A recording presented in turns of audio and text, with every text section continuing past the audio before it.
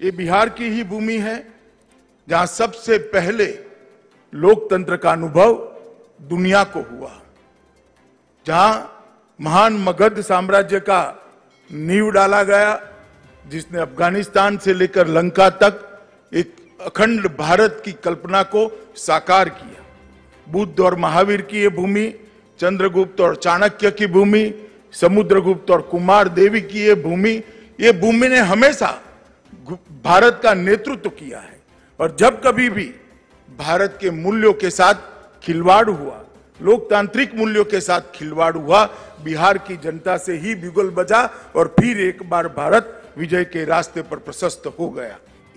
ये बिहार की भूमि ने भ्रष्टाचार, परिवारवाद, वंशवाद के खिलाफ हमेशा लड़ाई लड़ी और सामाजिक न्याय के झंडे को हमेशा के लिए बुलंद किया। मित्रों, आज मैं जब आपके सामने ये वर्चुअल रैली के माध्यम से आपके सामने बात कर रहा हूं, कुछ लोगों ने अभी थाली बजाकर ये रैली का स्वागत किया है।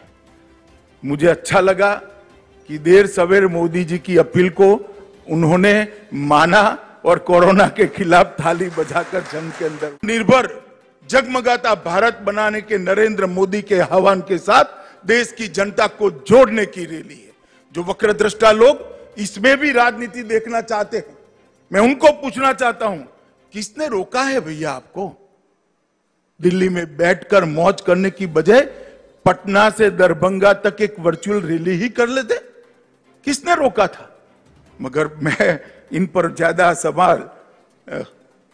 समय जाया करना नहीं चाहता।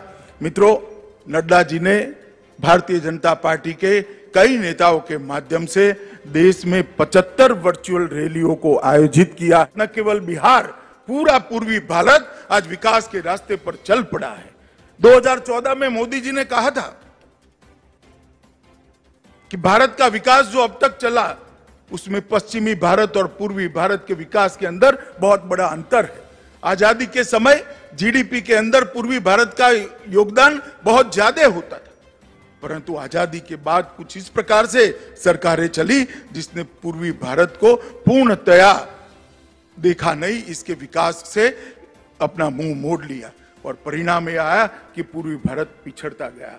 मोदी जी ने ये 6 साल के अंदर करोड़ों गरीबों के जीवन में प्रकाश लाने का एक प्रयास किया है। इसका सबसे बड़ा फायदा अगर हुआ है तो मेरे पूर्वी भारत के लोगों को हुआ है, पूर्वांचल के लोगों को हुआ।